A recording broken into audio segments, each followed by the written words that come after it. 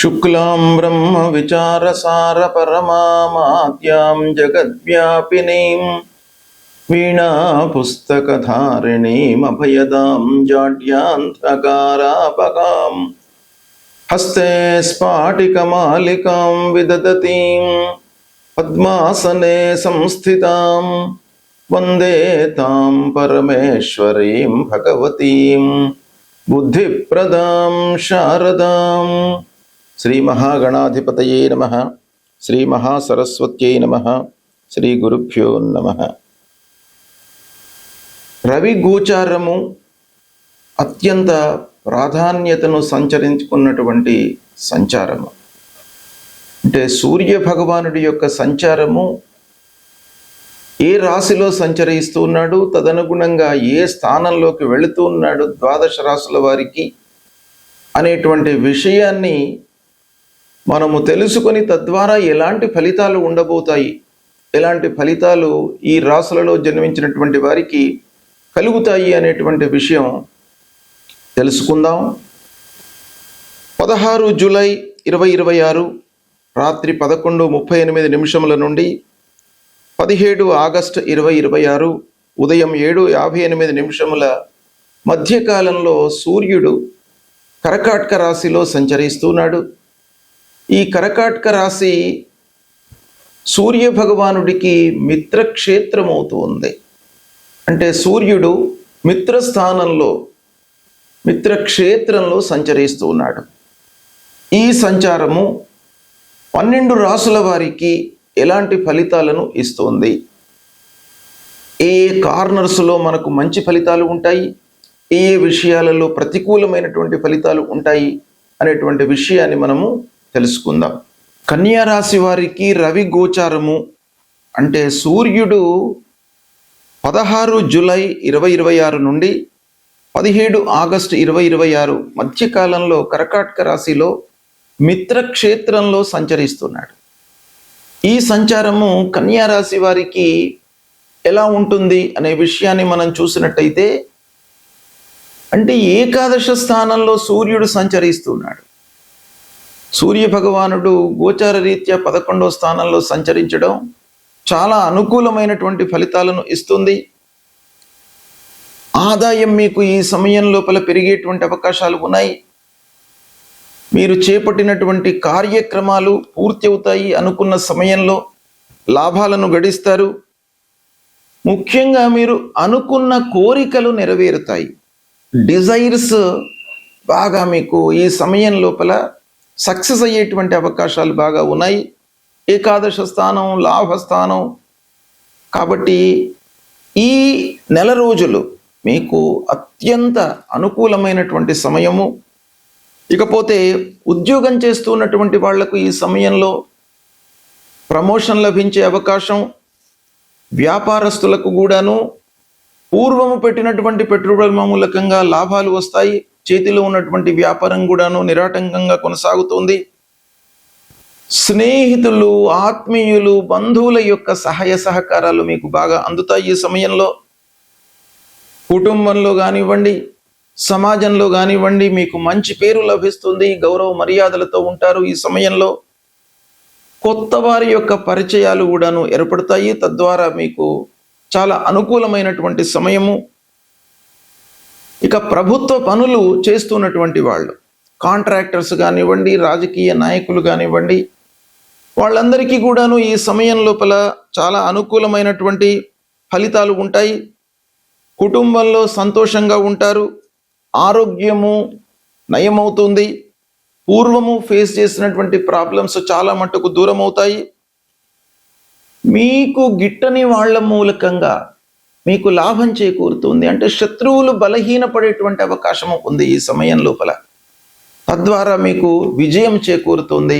Success rate మీకు ఈ సమయంలో బాగా ఉంది. ఇక పిల్లల ద్వారా మీరు సంతోషంగా ఉంటారు. వాళ్ళ సెటిల్మెంట్ కానివ్వండి, వాళ్ళ చదువు, ఉద్యోగము, వ్యవహారము ఇవన్నీ కూడాను మీకు చాలా సంతోషాన్ని ఇచ్చేటువంటి స్థితిలో ఉంటుంది. గౌరవం ఓవరాల్గా పెరుగుతుంది. కొత్త అవకాశాలు కూడాను మీకు ఈ సమయంలో వచ్చే సూచనలు. ఆర్థికంగా మీరు స్థిరపడతారు. ఈ సమయం లోపల శుభకార్యాలు జరిగే అవకాశాలు కూడాను బాగా ఉన్నాయి. విద్యార్థులకు కూడాను అనుకూలమైనటువంటి సమయము. ప్రయాణాలు చేపడతారు, తద్వారా మీకు లాభాలు ఉన్నాయి. ఈ విధంగా సూర్యుడు ఏకాదశ స్థానంలో సంచరిస్తున్నటువంటి సమయము కన్యా రాశి వారికి బాగా కలిసి వస్తుంది. దీన్ని మీరు సద్వినియోగపరచుకోండి. రవి సంచారము చాలా ప్రభావాన్ని చూపించేటువంటి అంశం కాబట్టి సూర్యుడు ఏ స్థానంలో సంచరిస్తున్నాడు, అనుకూలమైనటువంటి స్థానంలో ఉన్నాడా, ప్రతికూలమైనటువంటి స్థానంలో సంచరిస్తున్నాడా, మిత్రక్షేత్రంలో ఉన్నాడా, శత్రుక్షేత్రంలో ఉన్నాడా, తర్వాత జన్మ సమయంలో సూర్యుడు ఎలా ఉన్నాడు, జన్మ సమయంలో శత్రుస్థానంలో ఉన్నాడా, మిత్రస్థానంలో ఉన్నాడా, జన్మ సమయంలో సూర్యుడు ఉన్నటువంటి స్థానానికి ఎలాంటి అష్టక వరకు పాయింట్స్ ఉన్నాయి, ఇప్పుడు సంచరిస్తున్నటువంటి సూర్యుడు ఎన్ని పాయింట్స్తో ఉన్నాడు అష్టక వర్గులో, ఇలాంటి ఎన్నెన్నో విషయాలపై సూర్యుడి యొక్క సంచారము తదనుగుణంగా ఫలితాలు అనేటువంటివి ఉంటాయి. అయితే మనము గోచార ఫలితము అనంటే చంద్ర రాశి ఆధారంగా ఈ సూర్యుడు సంచరిస్తున్నటువంటి స్థానానికి ప్రధానమైనటువంటి ఒక విలువ ఇస్తూ తద్వారా ఫలితాలు ఎలా ఉంటాయి అనేటువంటిదే గోచారం. కనుక ఈ గోచారంలో సూర్య భగవానుడు 3, 6, 10, 11 ఈ స్థానాల్లో సంచరిస్తున్నప్పుడు శుభ ఫలితాలను ఇస్తాడు. మిగతా స్థానాల్లో సంచరిస్తున్నప్పుడు ప్రతికూలమైనటువంటి ఫలితాలను ఇస్తాడు. అయితే ప్రతికూల స్థానంలో సంచరిస్తున్నప్పుడు సూర్యుడి విషయమై మనం పరిహారాలు చేసుకోవాలి. ముఖ్యంగా సూర్యుడు మన లోపల ఆత్మవిశ్వాసము, ఆలోచన జ్ఞానము, శారీరక మానసికంగా ఒక దృఢత్వాన్ని కల్పించేటువంటి గ్రహము.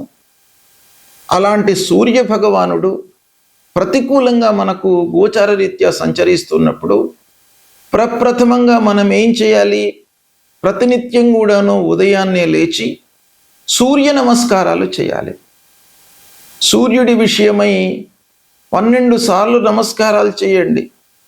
సూర్యుడికి, భూమికి. ఆదిత్య హృదయాన్ని ప్రతినిత్యం కూడాను పఠించండి. తర్వాత సూర్యుడికి సంబంధించినటువంటి మూల మంత్రం జపా కుసుమ సంకాశం కాశ్యపేయం మహద్యుతిం తమోరిం సర్వపాపఘ్నం ప్రణతోస్మి దివాకరం అనేటువంటి మూల మంత్రాన్ని ప్రతినిత్యం కూడాను మీరు జపించండి. ఎంత మీకు సమయం చిక్కితే అన్నిసార్లు మీరు ఈ మూల మంత్రాన్ని జపించండి. కనీసము ఒక 6 సార్లు జపించడం మూలకంగా సూర్య భగవానుడి యొక్క అనుగ్రహం మీకు లభిస్తుంది. ఇక కొన్ని దానాలు ఇవ్వండి సూర్య భగవానుడికి. శాస్త్రంలో చెప్పినటువంటి ధాన్యము, గోధుమలను మీరు దానంగా ఇవ్వండి. శివాభిషేకం చేయండి. ఎర్రని పూలతో శివుడికి అభిషేకం చేసిన తర్వాత ఆ పూలను సమర్పించండి. సూర్యనారాయణుణ్ణి కొలవండి. మాణిక్యము అంటే రూబీ ఇది ధరించడం మూలకంగా సూర్యుడి యొక్క అనుగ్రహం కూడాను మీకు లభిస్తుంది. జపము, దానము ఇవి చేయలేనటువంటి వాళ్ళు, శక్తి లేనటువంటి వాళ్ళు ఏం చేయాలి? భగవంతుడికి సంబంధించినటువంటి స్తోత్ర పారాయణం చేయండి. సూర్యుడికి సంబంధించినటువంటి స్తోత్రం ఆదిత్య హృదయము ప్రధానంగా మీకు బాగా ఉపయోగపడుతుంది. దీన్ని ప్రతినిత్యం కూడాను మీరు పఠించండి. ఆ భగవంతుడి యొక్క అనుగ్రహం లభిస్తుంది. శారీరక మానసిక ఇబ్బందులన్నీ కూడాను దూరమవుతాయి.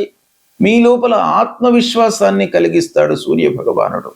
ఇది మీరు చేయండి, సత్ఫలితాలను పొందుతారు. శుభం.